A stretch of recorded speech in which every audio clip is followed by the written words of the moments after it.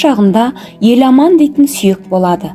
Кәдімгі машинаның 4 басты шаршысы сияқты. Ол тамаққа кетер болса, не әрі, не бері жылжымайды.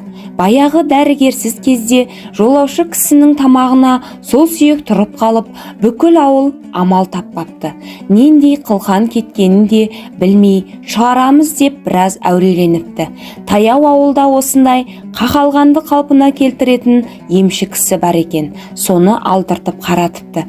Әлгі кісі жеген балығының шөбересін қарап, балық сүйегін түгендесе, әлгі еламан сүйек жоқ екен. Сонда еламан сүйек кетіпті, еліне хабар бере бер деп амалдың жоғын айтыпты.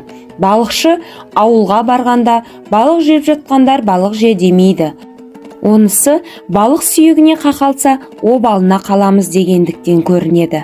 Жегісі келген адам өз еркімен отыра қалып жей беруі керек.